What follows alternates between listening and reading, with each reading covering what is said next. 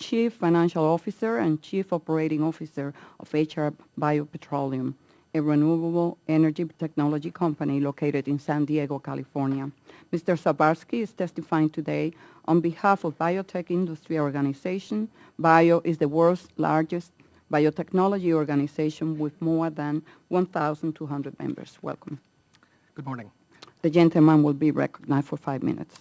Good morning, Chairwoman Velasquez, Ranking Member Graves, members of the committee staff, ladies and gentlemen. My name is Martin Sabarsky, and I am the Chief Financial and Operating Officer of HR BioPetroleum, a Hawaii-based biotechnology company focused on developing algae-based products such as next-generation biofuels. I'm privileged to be here on behalf of the Biotechnology Industry Organization, representing more than 1,200 member companies and nonprofit institutions in all 50 states that are involved in healthcare, as well as agricultural, environmental, and industrial biotechnology. I'm here to convey our strong support of the Small Business Early Stage Investment Act of 2009.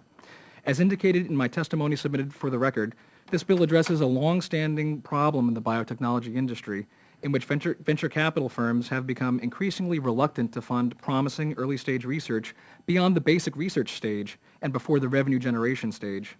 In the biotech industry, we refer to this phase as the valley of death, which sounds perhaps melodramatic, but is a real dynamic that has been exacerbated greatly since the onset of the financial crisis last year. At the same time, advancing science through the valley of death has never been more important as we strive to create a 21st century economy, create new jobs, become more energy independent, and develop promising biotech therapies, all of which are critical priorities.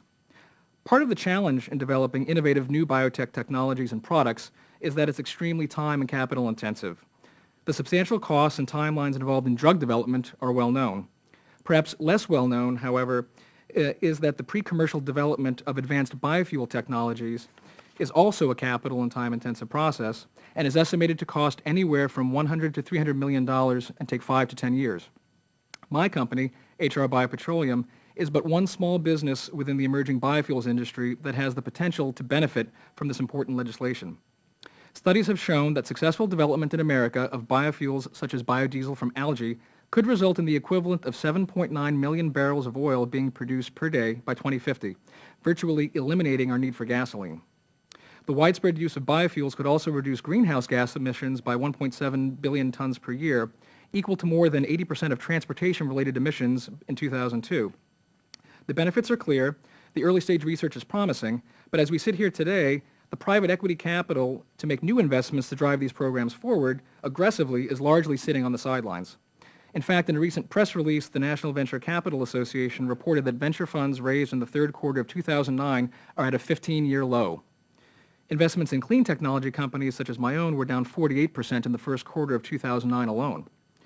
My presently unsuccessful attempts to raise private equity financing for HR BioPetroleum over the past 12 months, despite a promising technology and significant corporate achievements, are instructive. By 2005, despite having no venture capital funding, my company had successfully demonstrated a proprietary process to grow algae at industrial scale in Hawaii. Based on these positive results in 2007, we were able to successfully enter into an industry-leading joint venture with Royal Dutch Shell called Solana, the initial focus of which is to build and operate a new facility in Hawaii to demonstrate the economics of integrated algae and algal oil production. In 2008, in large part on the strength of this joint venture, we signed memoranda of understanding with Hawaiian Electric, Maui Electric, and Alexander and Baldwin to develop a commercial algae facility on Maui.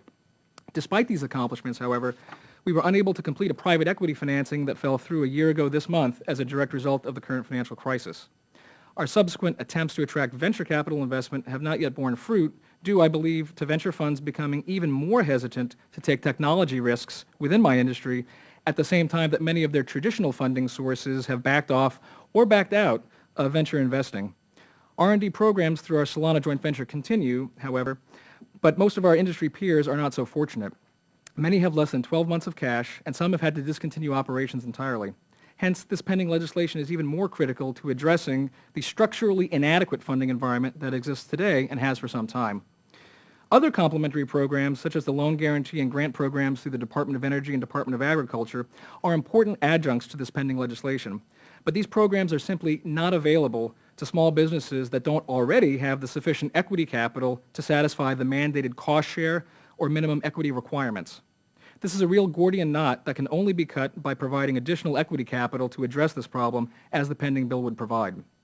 In closing, to ensure that the U.S. remains the world leader in biotechnology research and development, investment in early-stage biotechnology companies needs to be fostered.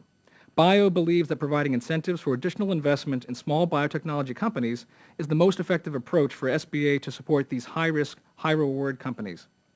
Thank you all for the opportunity to talk to you today about HR Biopetroleum and the promise of biofuels, as well as how the Small Business Early Stage Investment Act of 2009 could provide critical investment dollars required to develop biotech products that would benefit the public. I look forward to addressing any questions you may have. Right on target by 12 seconds. Thank